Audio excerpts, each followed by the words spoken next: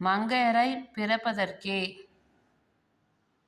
தமிழரின் பெருமையை உலக அரங்கான ஐநா அவையில் பரப்பும் வகையில் அங்கு தமிழ்நாட்டின் செவ்வியல் இசையை பாடியவர். காற்றினிலே வரும் கீதம் என மக்கள் மனதில் நீங்கா இடம் பெற்றவர்.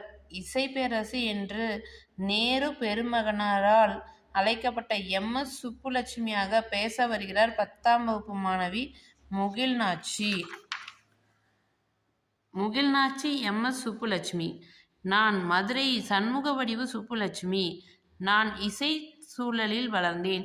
வீணை கலைஞரான என் தாயே எனக்கு முதல் குரு. 10 வயதில் இசைத்தட்டுக்காக பாடலை பாடி பதிவு செய்தேன். இசை மேதைகளின் வழிகாட்டுதலில் என்னை வளர்த்து கொண்டேன். 5ஆம் வகுப்பு வரைதான் கல்வி பயிலும் வாய்ப்பு கிட்டியது.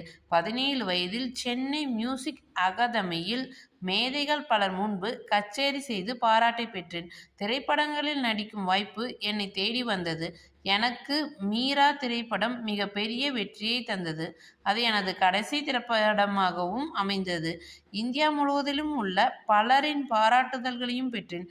காற்றினிலே வரும் கீதம், பிருந்தாவனத்தில் கண்ணன் முதலிய பாடல்களுக்கு மிகப்பெரிய வரவேற்பு கிடைத்தது. ஜவஹர்லால் நேரு, சரோஜினி நாயுடு போன்ற பெரியோர் பாராட்டியதை பெருமையாக கருதுகிறேன்.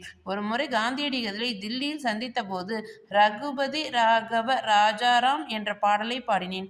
என்னை பாராட்டிய அண்ணல் மீரா எழுதிய பாடல் ஒன்றை குறிப்பிட்டு பாடச் சொன்னார்.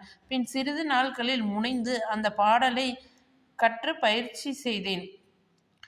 சென்னை வானொலி 1947இல் காந்தியடிகளின் பிறந்த நாள் அன்று அப்பாடலை ஒளிபரப்பியது.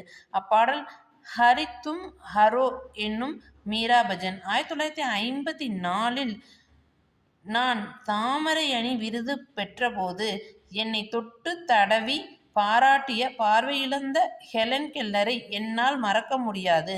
1963இல் இங்கிலாந்திலும் 1966இல் ஐநா அவையிலும் பாடினேன்.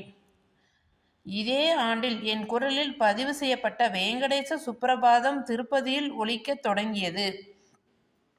1974இல் நோபல் பரிசுக்கு இணையான மகசேசே விருது என் இசைக்கு கிடைத்த மணிமகுடம். இவ்விடம் பெறும் முதல் இசைக்கலைஞராகவும் ஆனேன். தமிழ், தெலுங்கு, கன்னடம், சமஸ்கிருதம், மலையாளம், இந்தி, மராத்தி, குஜராத்தி ஆகிய இந்திய மொழிகளிலும் ஆங்கிலத்திலும் கூட பாடியுள்ளேன். இந்தியா மிக உயரிய விருதான இந்திய மாமணி விருதளித்து என்னை சிறப்பித்தது. என்னுடைய பல இசை கச்சேரிகள் ஏதாவது ஒரு அமைப்பின் நன்கொடைக்காக நடந்தவை என்பது எனக்கு பெருமகிழ்வை அளிக்கிறது. ஒரு